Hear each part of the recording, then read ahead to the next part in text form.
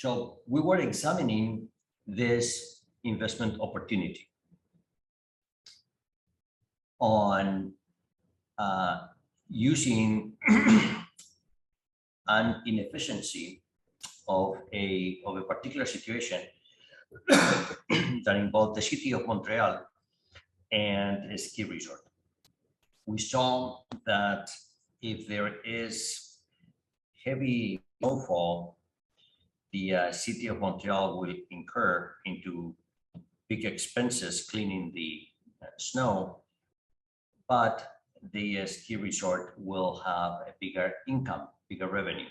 And on the other hand, if there is no snow, the city will save money from the snow cleaning, and the ski resort will be losing money, losing revenue. So the idea was to exchange the risk between these two situations. And this actually happened in the year 2003, I think it was, okay, or around 2003. And the deal died because the city and the ski resort could not agree on where to measure snow. Where? They agreed on the price, they agreed on everything, but not on where. So what I wanted to do is use this as an example of how we can build an interesting investment opportunity. And what we discussed last week is that the situation, we could set up a certain deal, a certain structure where we take the geographical risk and we do swaps with each party, giving them what they want. And we take the risk that if there's a difference of snow in the city and in the ski resort, we may lose money, we may make money. That cash flow is not guaranteed. But if there is the same situation regarding snow in the city and in the ski resort, then we always make money because we charge a commission. We charge a 10% commission, $2 million. So the situation was we put $20 million at risk for the possibility of making 2 million. On average, it's 2 million, 10%. Okay, that's what we discussed. And then as we were discussing that, I saw that many of you were interested in this investment. You thought it was a good investment. And then I showed that it is not such a good investment. I gave some numbers. I said a 50% correlation between the snow in one place and in the other place. And that gives me, with high probability, good cash flows, and with low probability, big losses or big gains. Okay.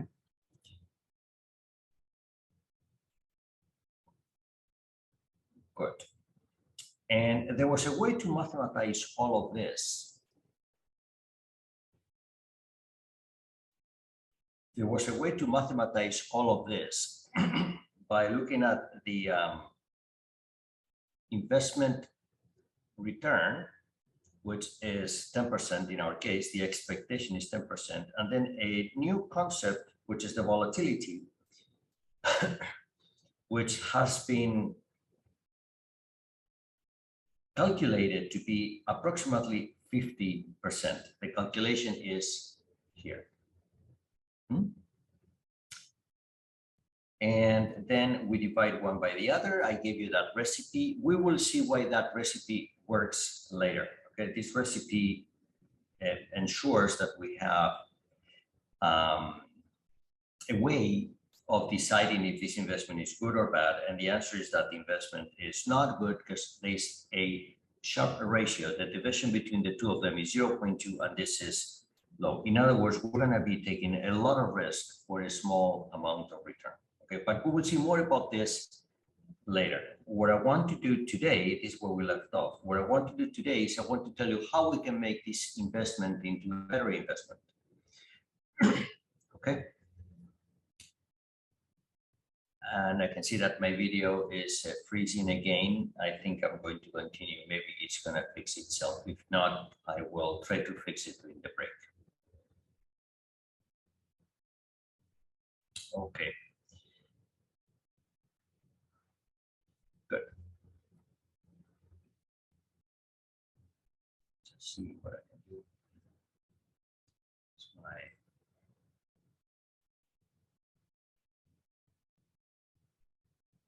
input signal.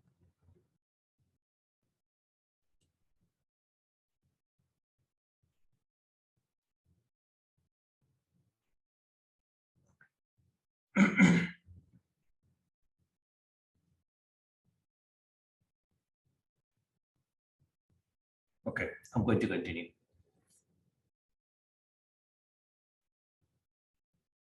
All right. So this is how we're going to approach this. This is what we're going to do.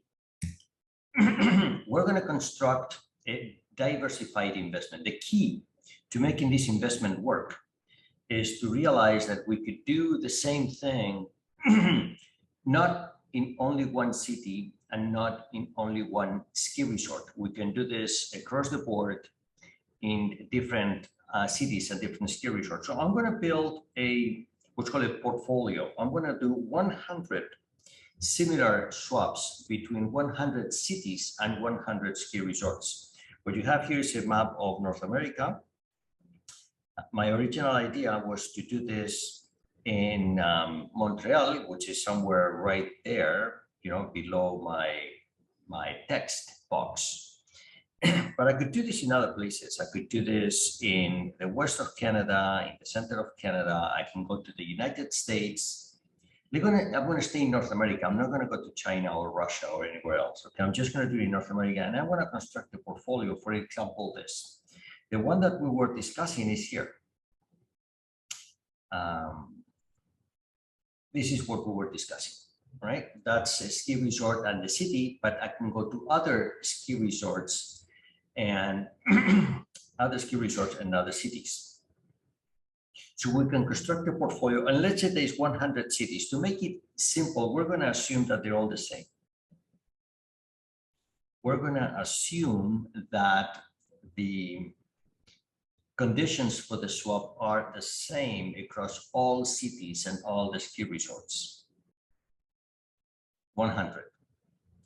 And you need to notice one thing. If we're going to be doing this in 100 cities, we have a portfolio like that, what's going to happen to the cash flows? These cash flows are what is called independent. Independent means that what could happen in one place does not affect what happens on another place. So let's understand that. You may think that what happens in one place affects what happens on the other place because maybe we have a very cold winter and then there's a lot of snow in the mountains. But notice that we don't care if there's a lot of snow in the mountains or a lot of snow in the cities. What we care is that the difference, the cash flows come from the difference of precipitation.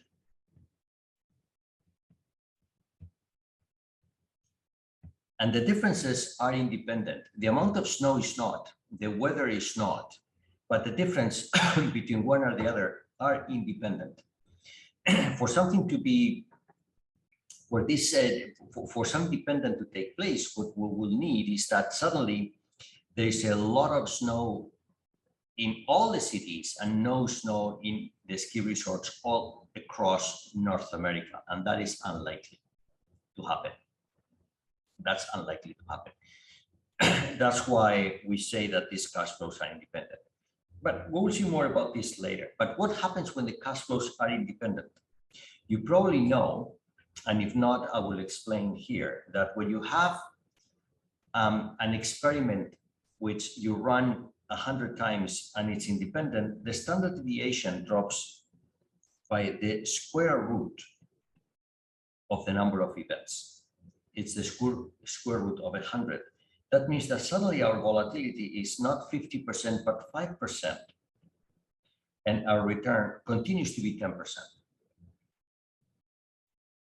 And so what I have done is I've taken the previous situation.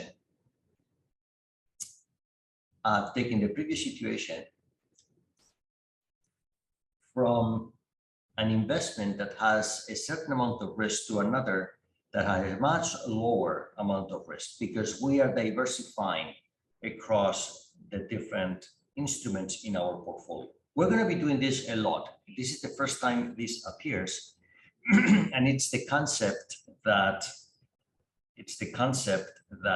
diversification has the effect of lowering risk. Okay, so the way to look at this is diversification lowers risk.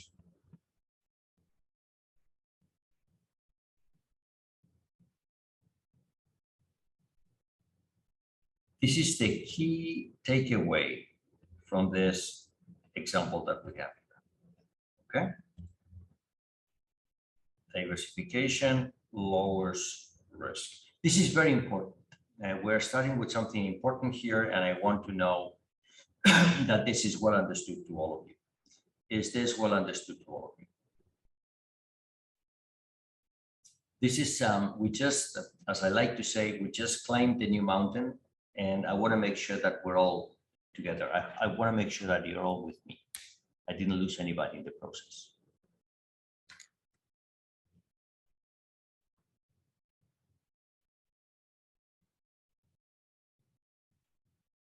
Okay. Any questions?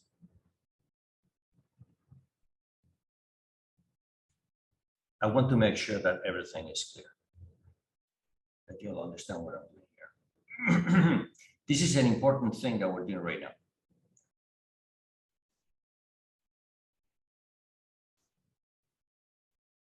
This is an important thing.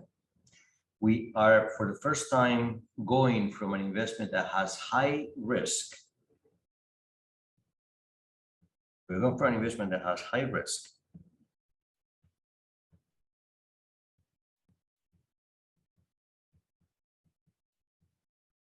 to another one that has low risk. We're going to be doing this very often. We're going to do this a lot.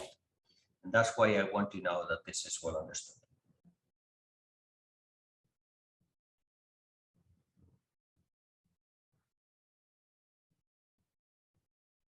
This volatility, so there's a question,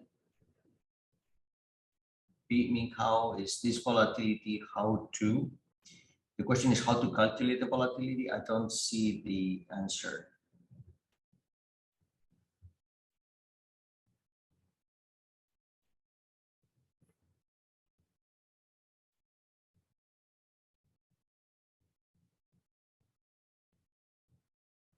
How to calculate the, okay, how to calculate the volatility. Very good. So let me go back here.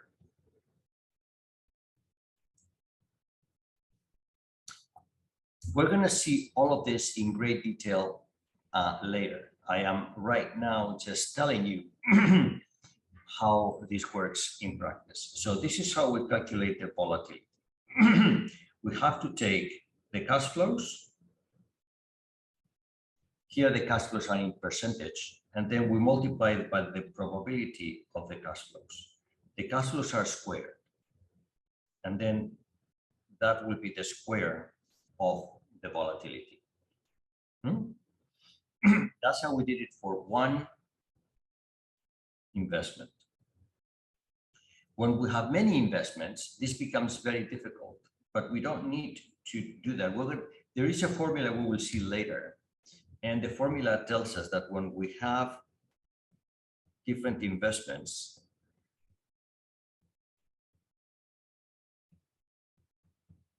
when we have 100 investments, okay, 100 investments, then the volatility of these is the square root of 100 times the volatility of each of them.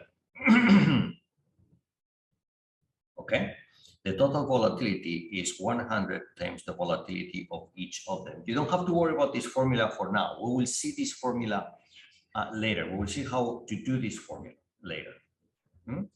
And because this is in dollars because we're looking at the percentage return and the percentage volatility, and the amount of money now goes from 20 million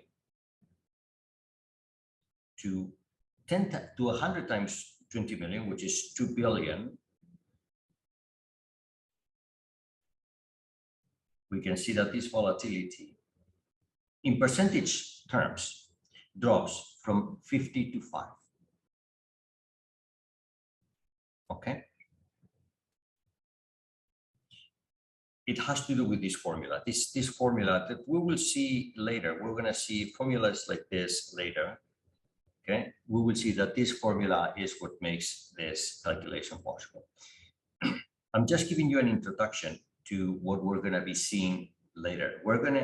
We see here the need for calculations. Okay. What we learn from this is that calculations are important.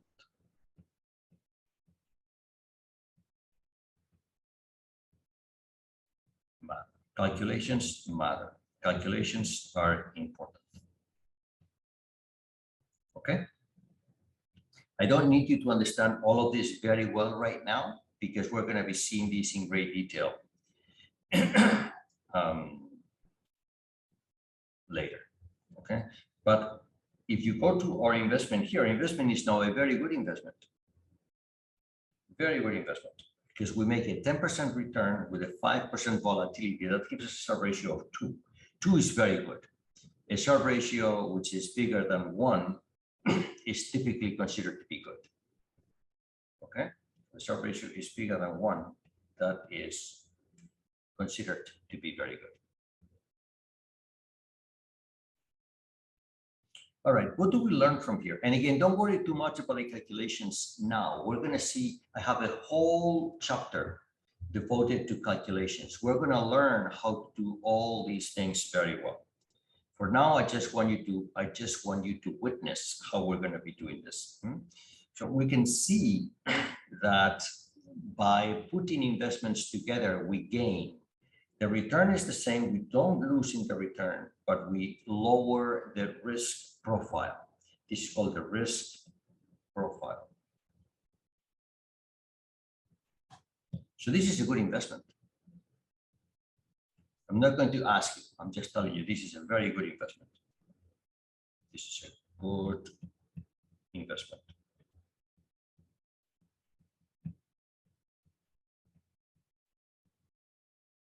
Okay. Now let me ask you, what is wrong? What's bad about it? There's one thing which is not good here. One thing, and I want you to think about it. I want you to think for 1 minute what's wrong with this, and in that 1 minute, I'm going to try to fix my video, which again froze. Okay, think what you don't like about the situation. You have 1 minute, and coming back in 1 minute, and you have to tell me what you think is not good from the situation. Okay.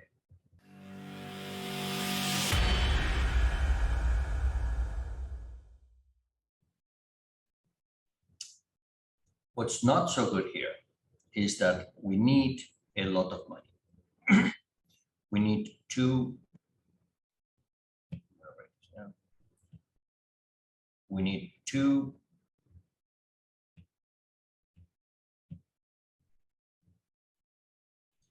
We need $2 billion. $2 billion is 2,000 million.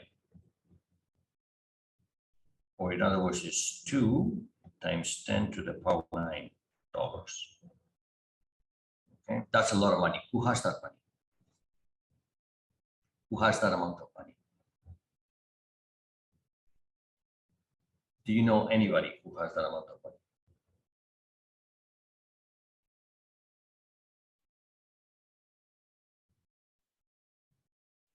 You must know someone who has that amount of money. Who does?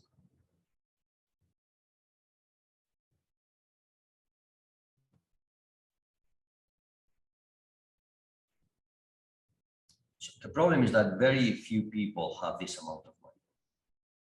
Some people do, but very few. So who is going to do this?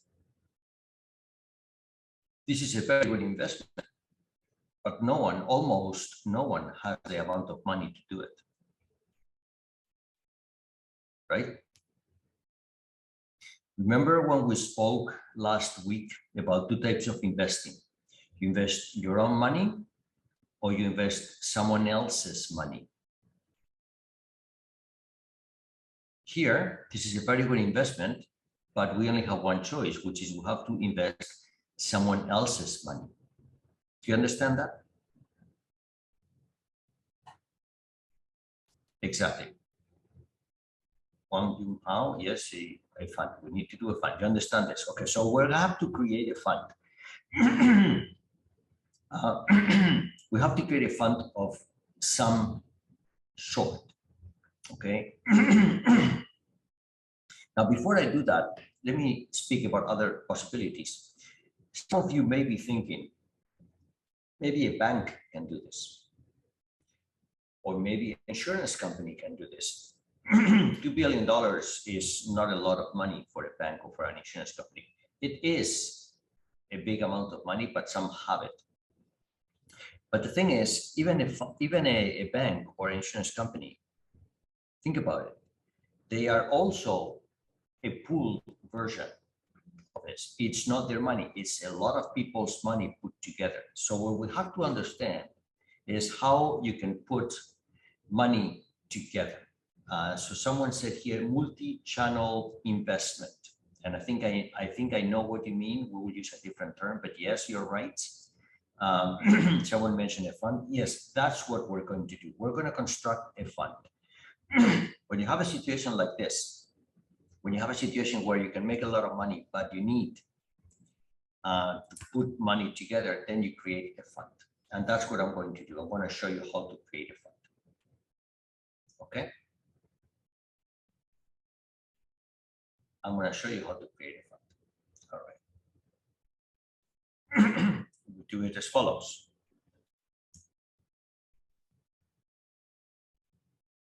This is how a fund looks like. This is how a fund looks like. I'm going to explain the different pieces of a fund. Okay? This is how a fund looks like.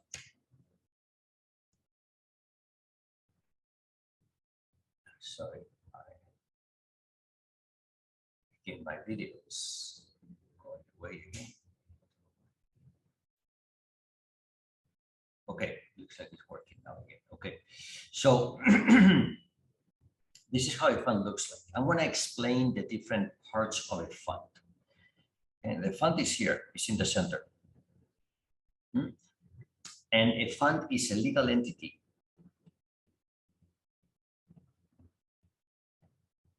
Very similar to a company, okay, but not exactly like a company. It's a legal entity.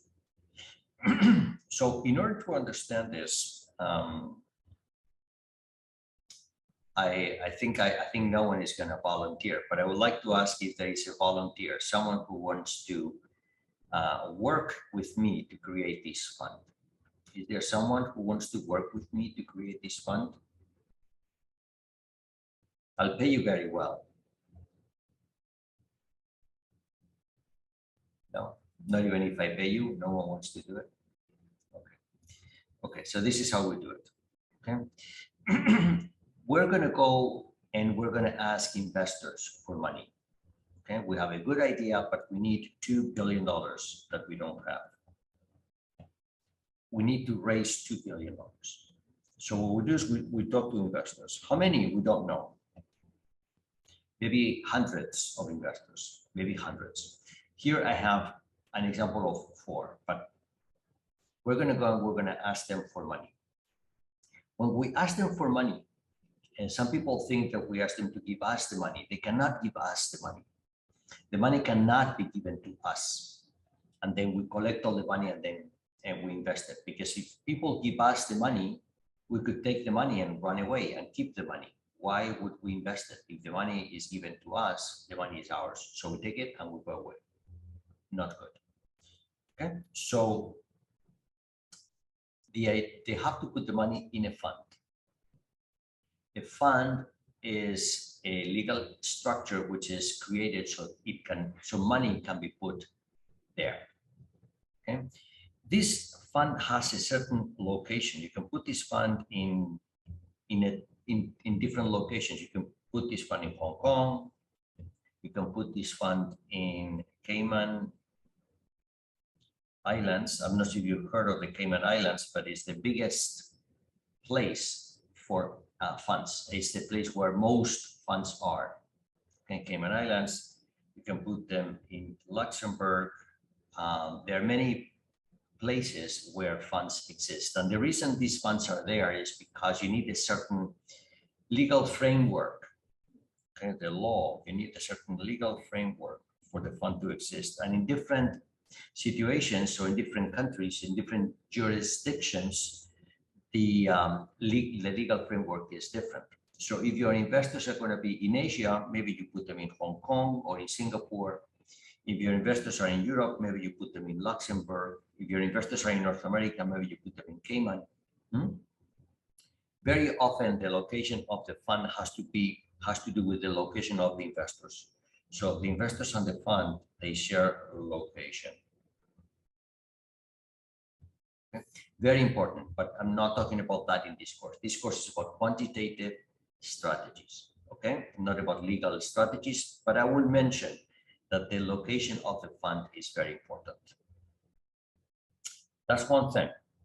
That's the fund. But now, who has the idea of the fund? What is this fund going to do with the money? Well, the fund is going to invest money in snow swaps, 100 of them.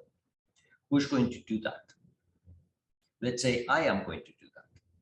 Anybody wants to work with me doing this? Still no. Okay.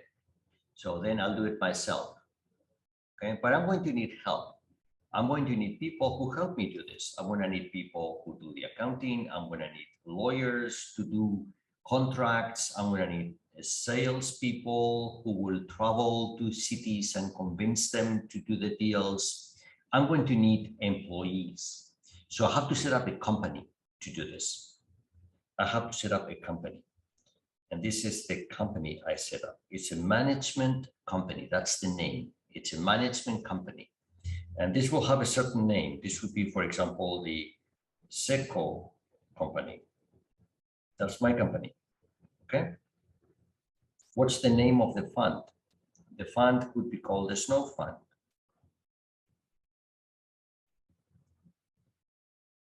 Okay. Who owns the fund? The investors own the fund. Okay.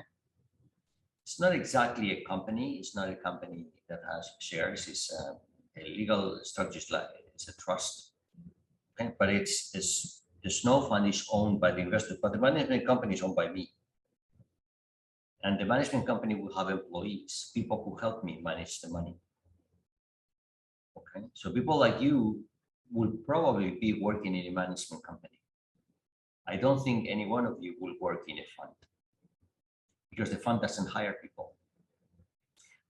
That is not true. A fund hires one type of people. They hire what's called directors. Maybe one of you will become a director in your life. Directors are typically very senior people who have been in the industry for a long time, and they have a governance role in the fund. They don't do contracts, they don't do trading, they don't do any of that. They just control the fund legally. They are like governors of the fund. Most of you, if you get a job in the asset management industry, will work for a management company. So again, that's why I'm asking if someone wants to work for my company, because one of you will be working at a company like this. Okay.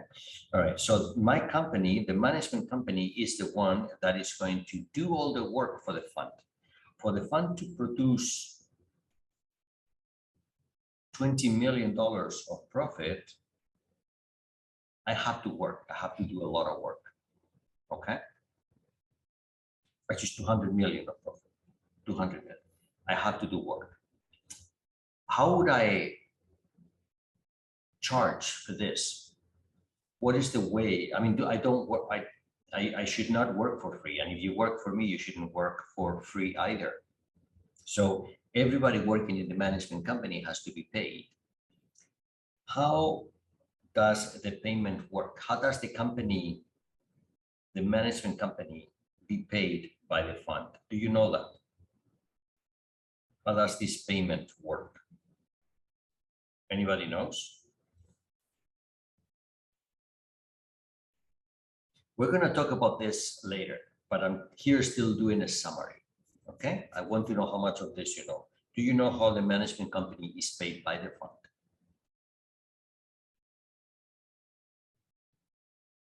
This is very important for you to know, because if you're going to be working in a management company, you want to know how the management company makes money, right?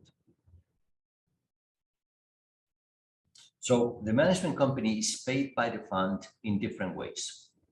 We're going to understand that later. We're going to go through the accounting.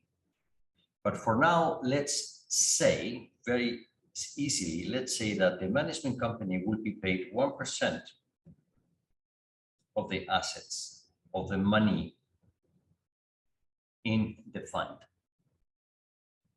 per year.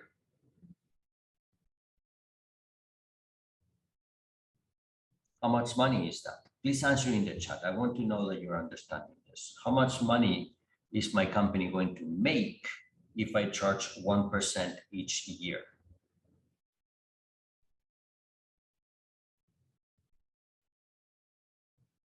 You should be able to do this calculation. This is very easy.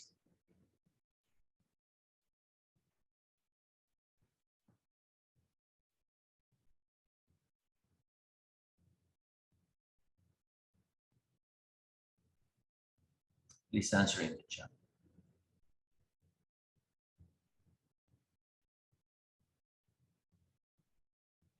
If I manage a $2 billion portfolio, I'm going to be making 1% of 2 billion. How much is that?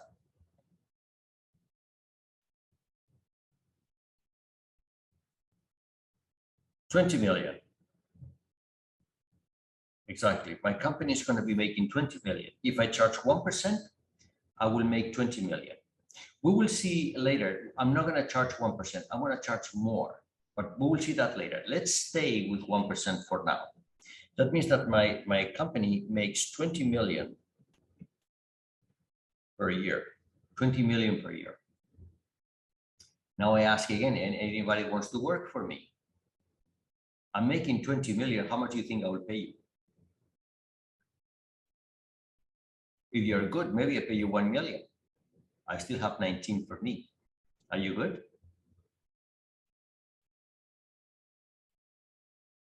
So maybe you should work for me. I have money to pay. Rather, I will have money to pay. Okay. Okay, let me continue. Still no one wants to work for me. That's very bad, very bad. Okay, I continue. Because in order to do this, the fund doesn't only need a management company. A fund needs other things. Okay, this is a very simple fund. This is a fund where we're going to be doing cash flow, snow swaps. Sorry, but we're going to need other things. We're going to need a bank. If we're going to be doing trades, we're going to see later how we do trades, how we trade. And to do trades, we need a bank. We need a broker, and this broker has to be paid also. So money will go to the broker. We need a bank that just holds our money, and the bank also needs to get paid. The bank has a fee, very low, but has to be paid. Okay, so the fund has expenses, and these are all paid by the fund. The fund pays for all these expenses. Okay, the 1% they pay me is for me. These other expenses get paid by the fund directly. I don't use my money to pay for the fund expenses. But there is one role that maybe you know, maybe you don't know, and it's very important. And it's going to come up. So I want you to understand. It's the administrator. The fund needs to have an administrator. The administrator is like an accountant.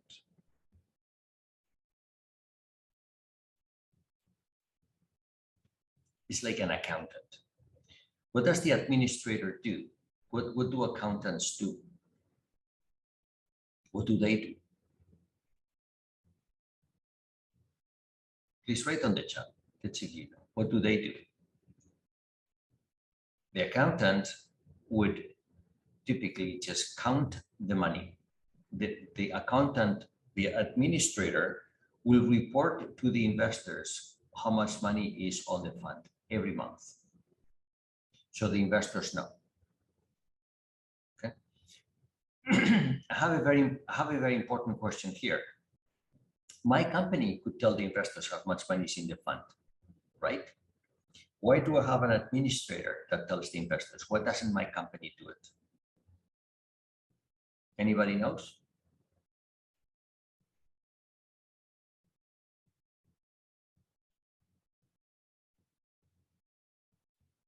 Typically, investors prefer that an independent organization does the accounting, not me. I could lie. Of course, I do not lie, but I could lie. Investors prefer that an accounting firm, an administrator, does the reporting because they don't lie. Understand? Very important. There's another role, auditor. Who is the auditor? What do they do?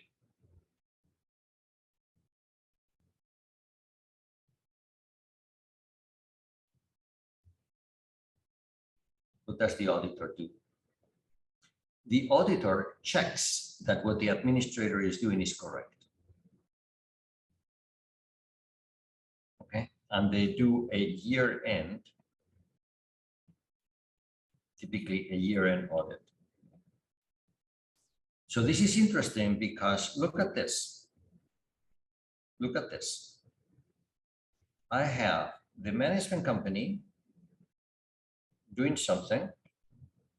The management company is checked by the administrator, and the administrator is checked by the auditor.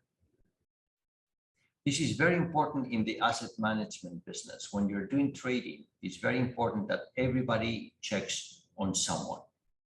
Okay, there's a lot of checks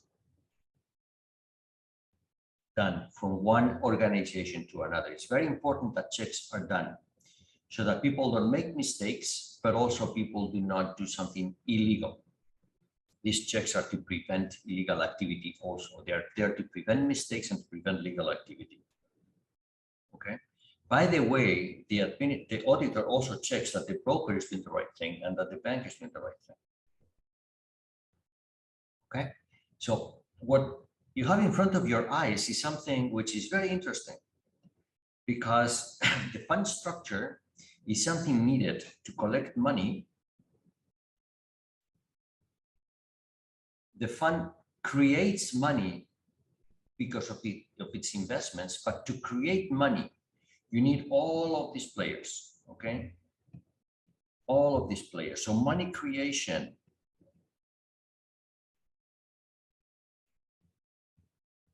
is difficult. I want you to understand this, it's difficult. And this is what I'm going to be teaching you in this course. I'm going to be teaching you in this course how money is created, how you can create money. And like in this example, we're going to learn how to create money when you have a lot of money already. Okay. Investing small amounts of money is more difficult. Investing larger amounts of money is easier. For example, this example that we have in front of us, we need 2 billion. With $2 billion, I can find good investment opportunities.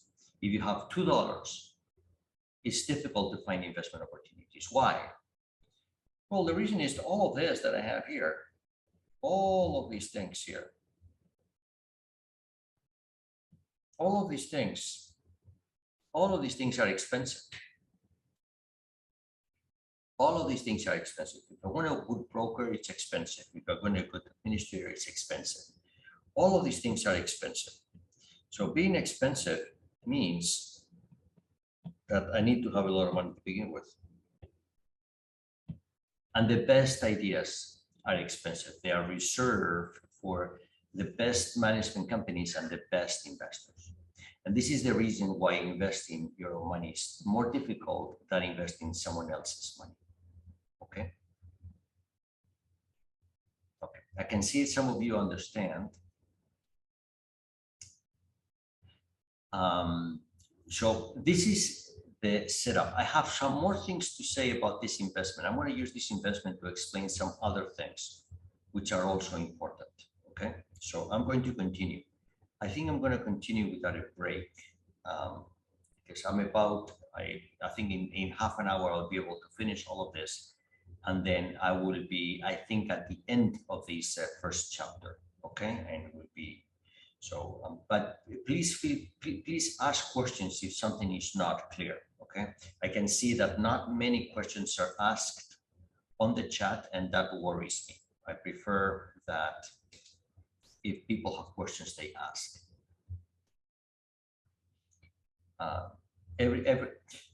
You don't have to understand absolutely everything right now because I'm giving you an overview, and then we're going to get into the details. But if I don't know how new this is to you, I want you to understand what we're doing. Okay, so this slide that we have in front of you is very important because it shows how a fund is created. It shows the different parts of the fund. You can see that on the top part are the owners of the fund, and on the bottom part are the people that work for the fund, the service providers to the fund. Okay.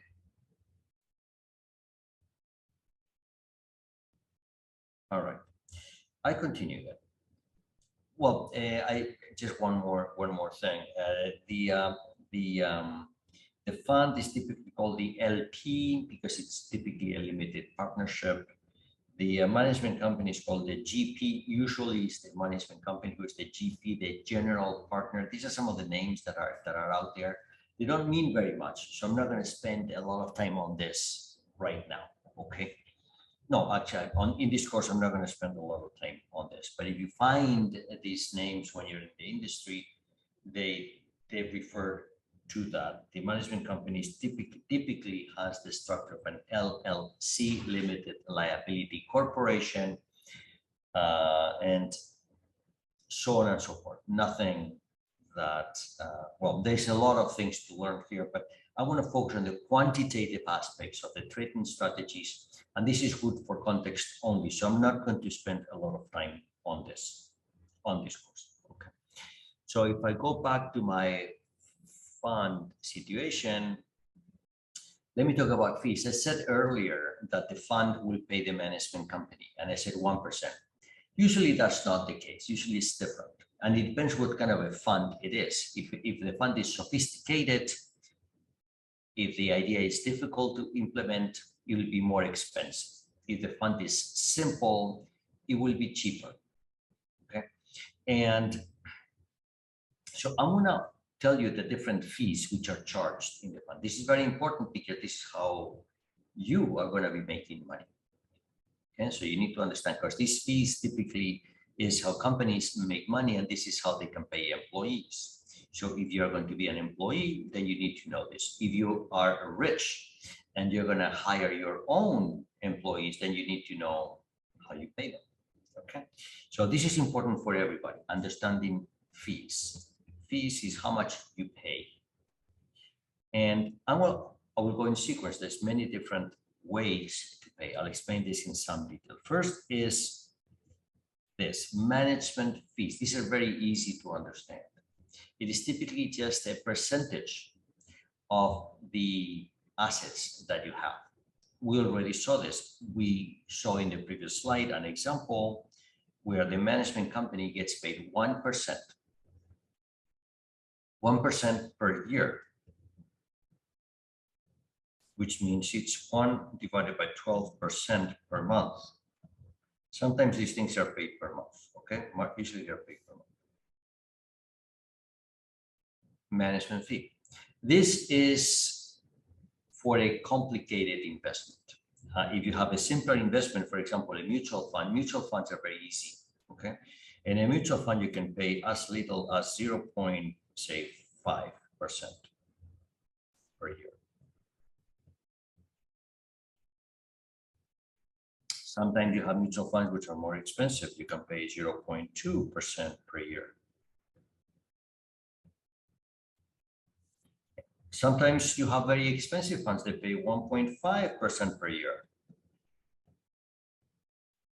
And I know some funds, they actually charge 4% per year.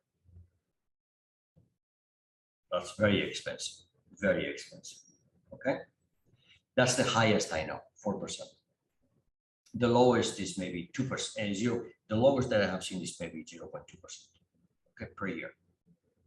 And there's one thing that I wanted to say here, and that is because of this, we have a different way of expressing these numbers. We multiply the percentage by 100, and we call that basis point. So basis points are already in blue, okay? It's the same number as this, but basis points are, in this case, that's 2 basis points. This is 5 basis points. This is 2 basis points. This is 150 basis points. That's 400 basis points. Okay, you take the percentage number, multiply by 100, and this is called a basis point. So you have funds very inexpensive, 2 basis points per year, funds very expensive, 400 basis points per year. And it depends on how sophisticated the fund is. These are management fees, and they're very easy to understand. They are fixed payments paid usually monthly from the fund to the management company, and usually expressed in basis points. Okay, clear? All right, good. Next is performance fees. What are they? These are fees that are paid when you make money. If you make money, in addition to the management fee, you can be paid a performance fee. What does that mean? Let's assume I'm going to pay a performance fee in my fund of 20%. 20% is a very typical performance fee. That means we're going to see this in great detail in an example. We're going to go to our snow fund and we're going to see all of these things in great detail. A 20% performance fee means that if you make $1 of profit, then 80 cents go to your investors and 20 cents goes to you.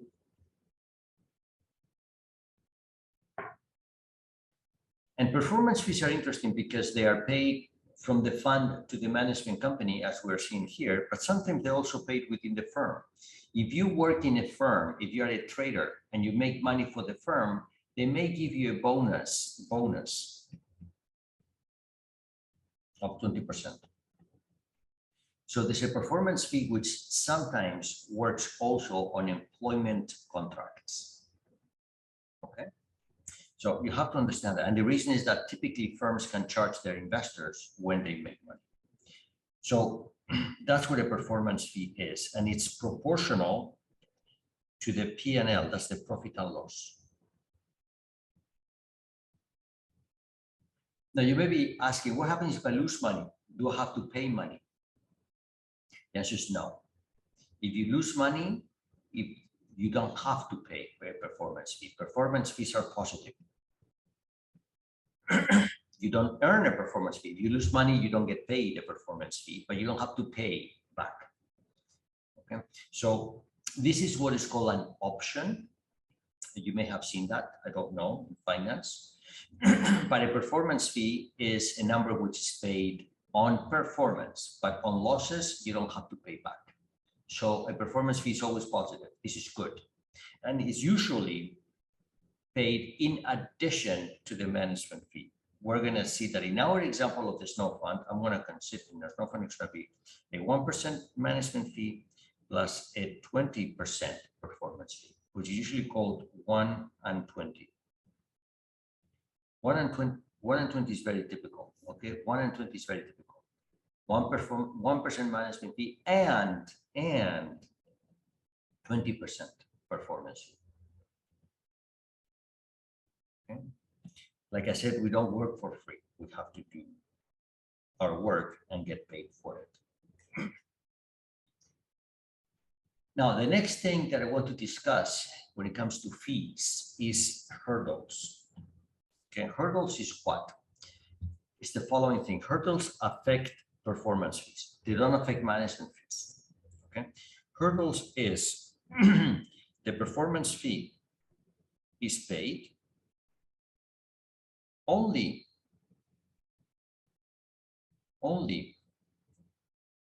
when performance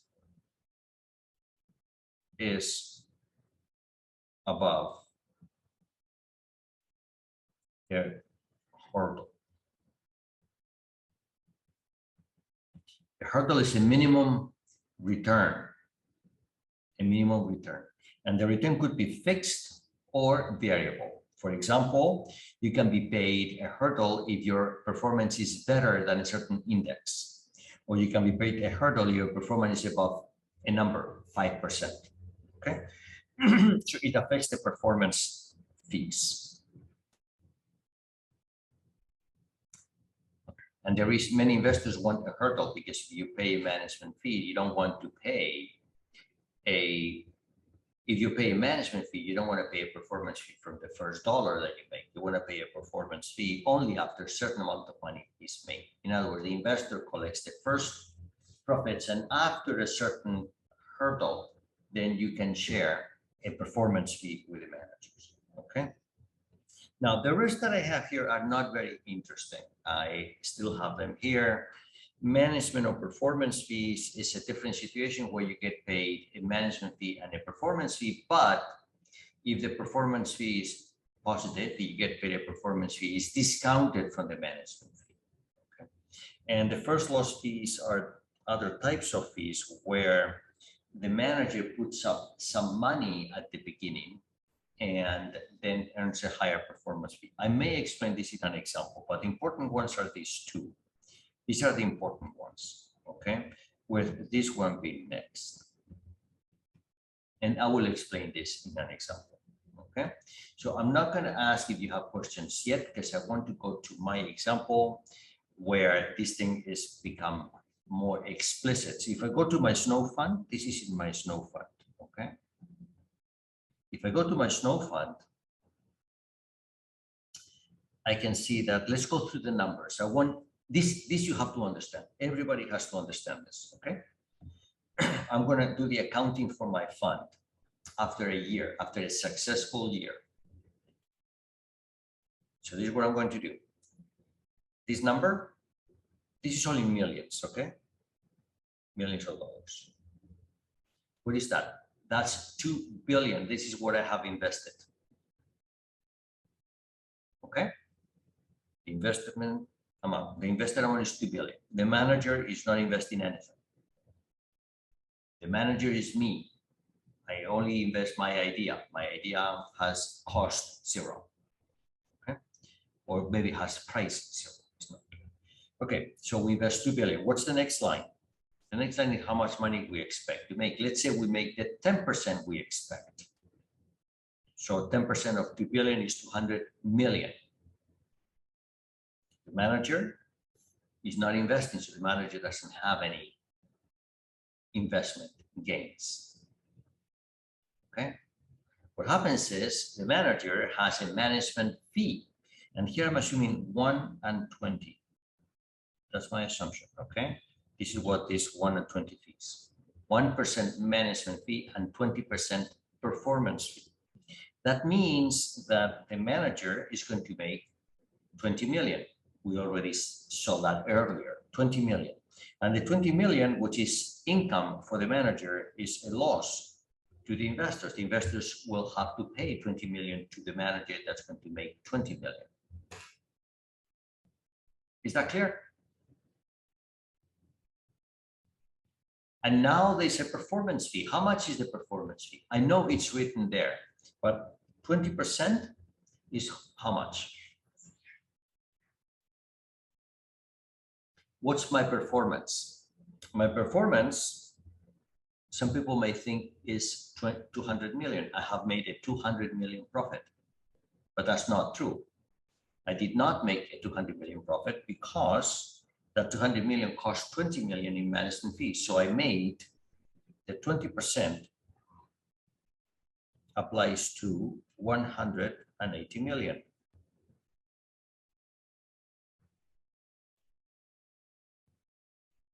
%20 of 180 million is 36 million, which is charged to the fund and goes to the management company.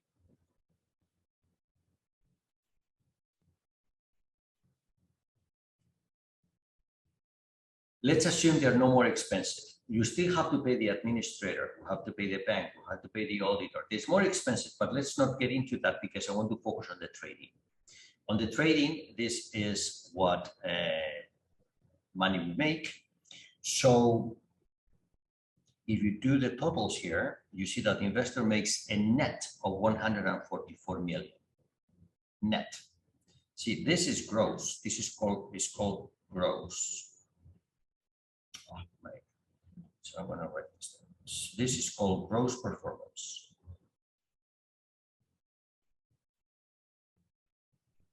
This is net.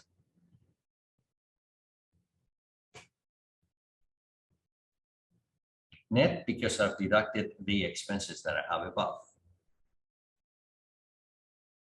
So I can see that the net gains of the investor is 144 million. And how about the net gains for the manager? Is the sum of these two is 56 million.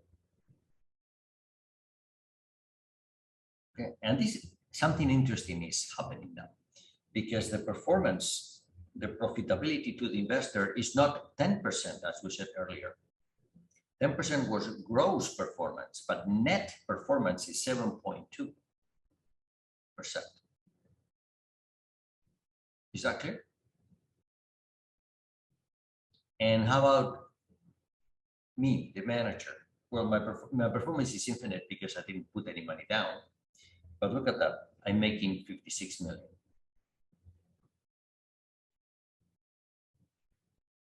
Okay.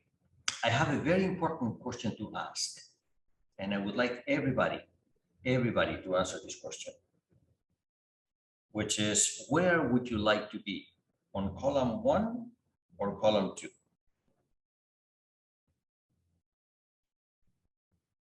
One or two. So done. Two. I want everybody to answer. Tell me where you would like, where you prefer to be. Two. Okay. So most people, well, everybody who answered wants to be 2. No one wants to be 1. Okay. That's good. That means that you like making money. I was afraid for a minute. No one wanted to work for me, so I thought you didn't want to make money. That's bad for you.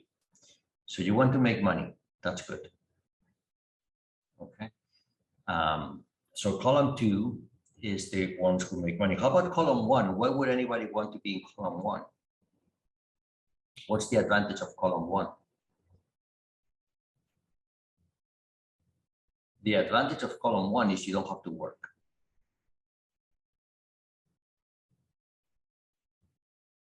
Column 2, the manager, the management company has to work very hard to make the money. So column 1 makes the money, I'm not going to say for free because they had to work to come up with that money, right? But this is something that they get without work. So that's without work. And that's with work. Okay. I can see that most of you like to be in column 2. That means that you like to work. Good. If you work and you work in a management space, then you will make money. Okay. And I think we understand how that works. Good. Okay. This is good. I think we're beginning to understand that this activity that we have now could be profitable, could be good. Okay. I'm going to skip this. This is not important to me. But I want to explain now the accounting when I have a hurdle. So you understand what hurdles are. The same accounting. The hurdles are, I'm going to assume that I have a hurdle of 5%. So that's a fixed hurdle. In my example, is have a fixed hurdle of 5%. That means that I only pay a performance fee when the performance is more than 5%, and I pay in excess of the 5%. Okay. Okay, so let's go through the accounting again. 200 million, 2 billion leads to 200 million in profit. I charge the 20 million management fee, and then I charge the performance fee. What is the performance fee?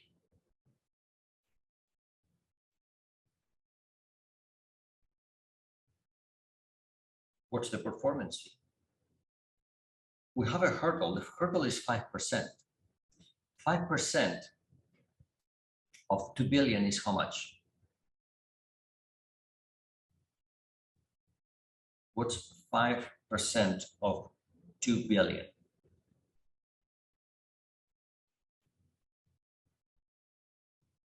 It's 100 million.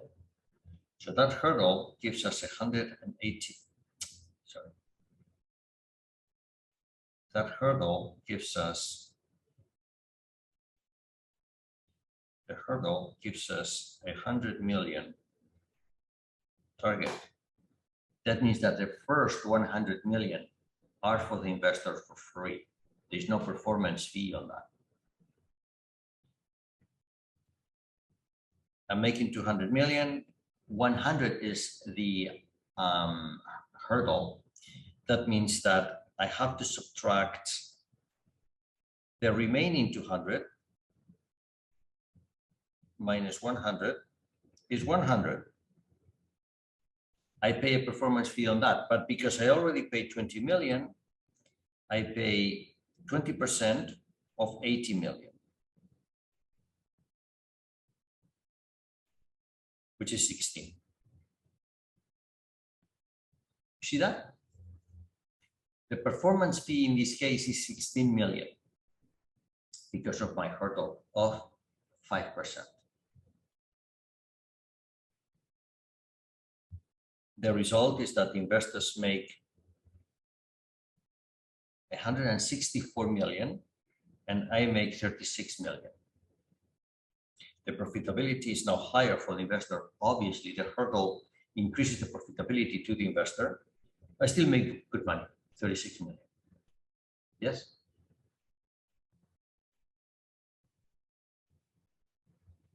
Great. Okay, so let me see what happens. I'm going to move to the right now. The right is the same, but I'm going to assume that it's a bad year and we lose money. If it's a bad year and I lose money, what happens? Let's say that I'm going to lose 60 million. Okay. So how come I lose 60 million? Well, we'll see. There are situations that could rise. Okay. Something could happen. If I lose 60 million, this is how the accounting works. There's a management fee paid from the fund to the manager of 20 million. That's a 1%. That's always there, even if you lose money. Now there is no performance fee because there is no performance. And you can see we're not charging the manager. The manager doesn't pay. The performance fee is never negative. Okay, never negative.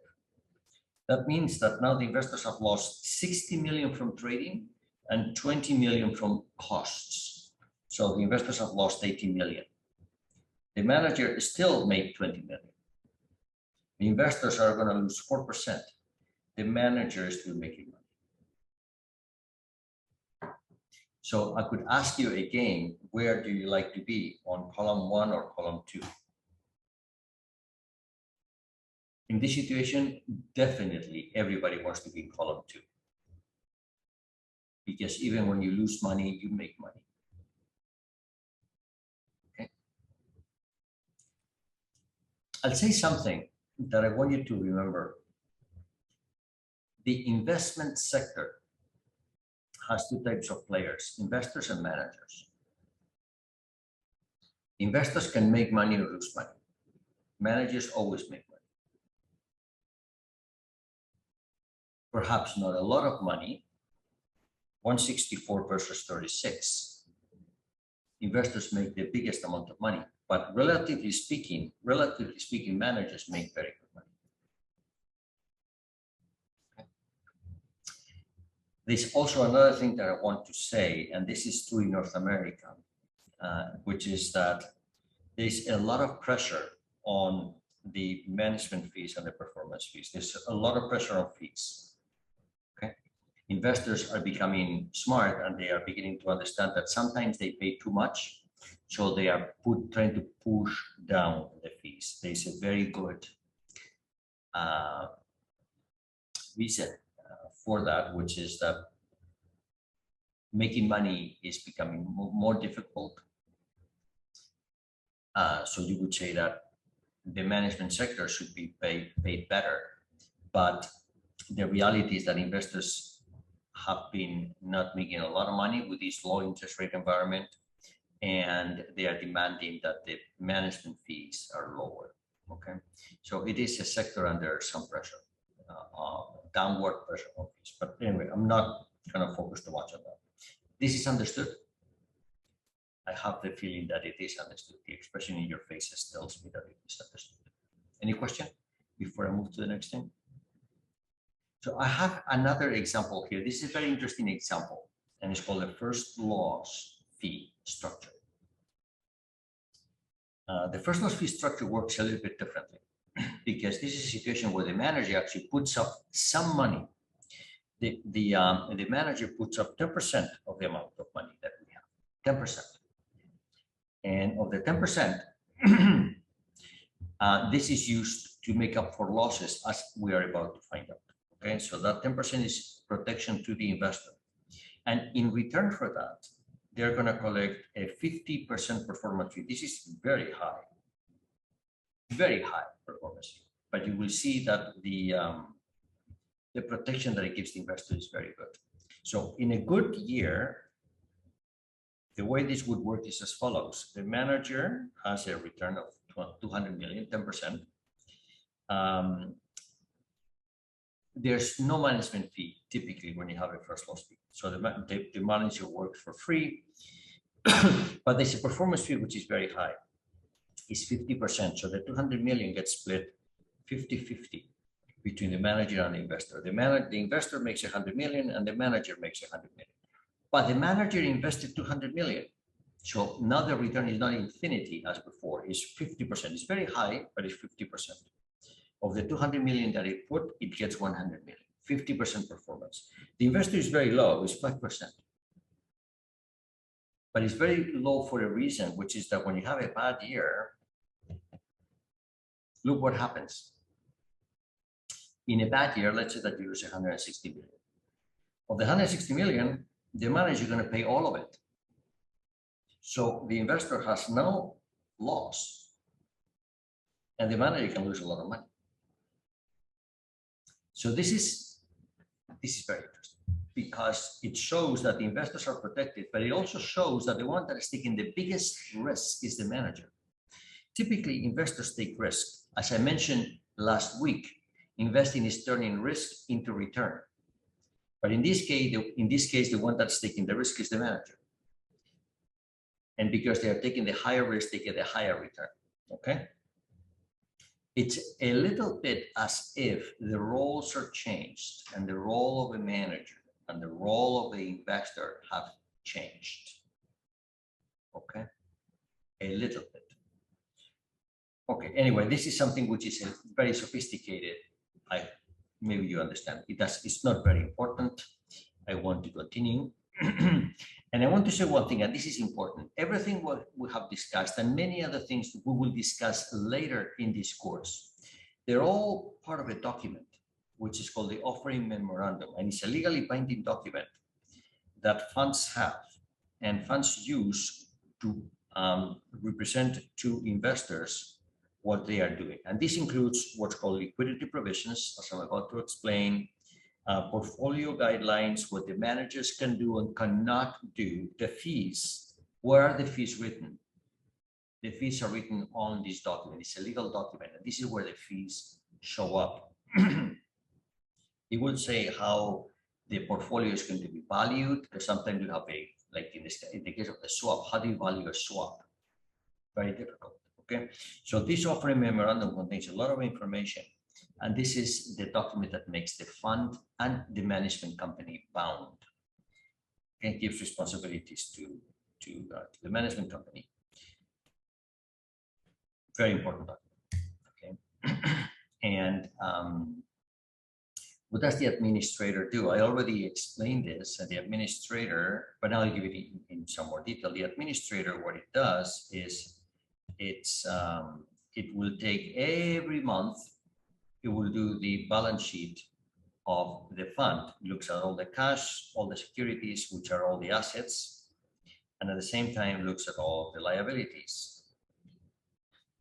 Okay, all the debits, all the expenses, the fees which are owed, etc., etc.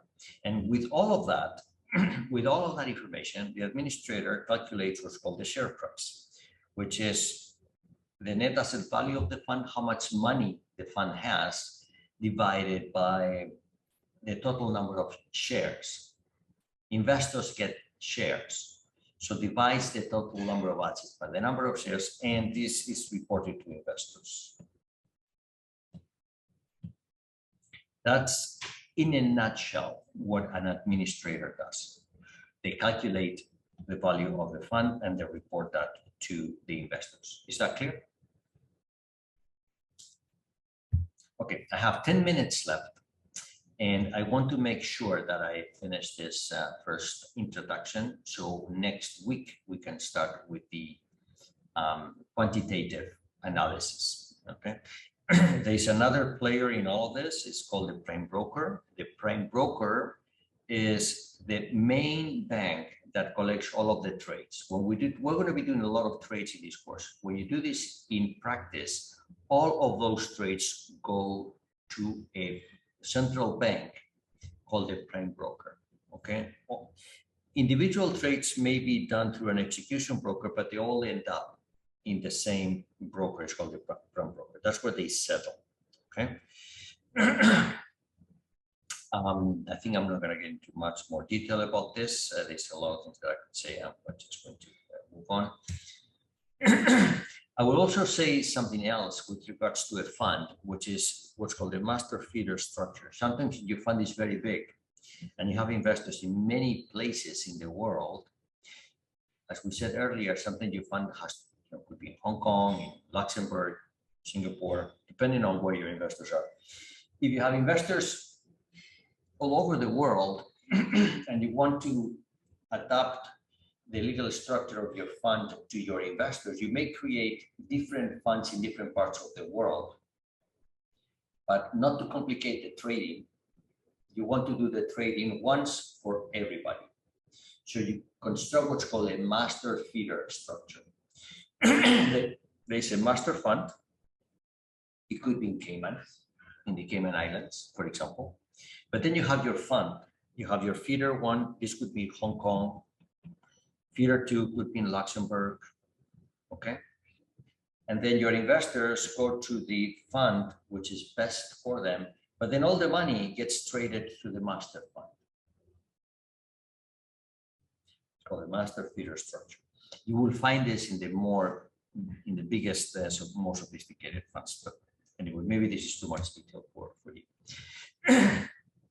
And I'm about to finish this with a description of the risks. We're going to understand the risks in this course, and the reason is that risks leads to return. You cannot make return without risk. So I always like to understand the risks so I know what return is good. And there's different types of risks. And this is market risk. Is when markets go up and down, values go up and down. There is snow, there's no snow. This is what we call market risk, and it affects the value of securities. It changes asset prices. Anything that changes asset price is called market risk. Credit risk. This is default events. Someone is supposed to pay you money and they don't. That's not a market risk situation. Is a credit risk situation. We're about to see an example of that. Liquidity. You you have money, but the money is not in cash. It's in an asset which takes time to sell, for example. So what you do is if you need the money, you have to wait a long time. Sometimes you can't. We're going to see examples where this leads to big losses, and that's called liquidity risk. I'm going to ignore cap risk. Legal risk. Imagine I have my snow fund, it's all good, and then my government decides that snow swaps are not legal. And then I can lose money because of that. That's called legal risk, okay? And then operational risk, that refers to fraud, operational mistakes. I mean, there are examples, you may have seen them, when a certain trader somewhere, they make a mistake, and instead of trading 1 million, they trade 1 billion by mistake. And that generates, tremendous profits. Then these kinds of things are also called operational risk. Okay. So we will see these risks analyzed when we look at trading strategies. And as I said, risk is what leads to return. Some risks are good, like market. It's going to be diversifiable. We already saw that. It has what's called a premium, meaning that when you take risks, you get paid. Other risks don't have a premium. Like, for example, operational risk has no premium. If you lose money because someone defrauded you, there is no upside. It's not like if no one defrauded and you make money. That's not true. So these are bad risks. These are good risks. Okay. And I think I want to end with an example of credit risk. I want to go back to my snow fund. I want to describe to you how a fund dies. Okay, I told you it's how a fund is born, how it lives, how it makes money, grows, and then how it dies. So imagine this. These are all my counterparties, cities and ski resorts. And then I read on the newspaper that a company called IntraWest is going into bankruptcy. What does that mean? Well, that's very bad for me. You may not know who IntraWest is, but IntraWest is a company that owns all of the ski resorts. All of these are owned by IntraWest. So if IntraWest goes bankrupt, then what happens? What happens if IntraWest goes bankrupt? What happens is that if IntraWest goes bankrupt, they're not going to pay. They're not going to pay. So in that case, we'll still have to pay the city for the snow removal, but the ski resorts are not going to pay us. So we're going to lose money for a credit risk event. This is credit risk, and it's a very big credit event because all of my counterparties are the same. If one defaults, they all default, which means I can lose a lot of money. See that? Okay, now this was not in the calculation that we did earlier. When I said that the standard deviation is 5%, that only referred to the market risk, not to the credit risk. So when we do the risk analysis, we'll have to be aware that we have to analyze all of the risks, not only the market risk. Because this affects the risk of the investments, and therefore it should also affect the profitability of the investment. Okay. Then liquidity risk is another one, which what if the investors remove the money, then I have to unwind my swaps, it could cost money. We're going to see more examples of that. Capacity is another thing, which is how big is my fund? My fund can be 2 billion. Imagine that now my investors like me and they want to give me more money. Shall I take it or not? This is what happens. If I take more money, I will make much more money, because my management fee goes up. But then look, the return for the investor is much lower because I have to split a fixed amount of money into much more investors. That was my original, and that's my diluted. Here I'm diluting my return. So not a good idea. I mean, it's a good idea for a year, but then my investor will be very upset and they will take the money away. Okay. Okay, so I think I'm going to finish here. I have some description. Maybe I'll go through this next week as an introduction to the strategies that we're going to do. And I have an assignment for you. Okay. I will. This is what I want you to do. I want you to I want you to assume that you can do a swap with less money. I'll explain this better, okay? And I will give it to you. But I want you to do, we've done the financials of the snow fund under a certain situation that will require all that money for the investment. I want to play with the concept of leverage. This is an introduction to leverage. And what I would want you to do is to modify the accounting we have done for the fund, assuming we can do some leverage. Okay, so this is the announcement. I will write it properly and I will send it to you, and then you will work on that.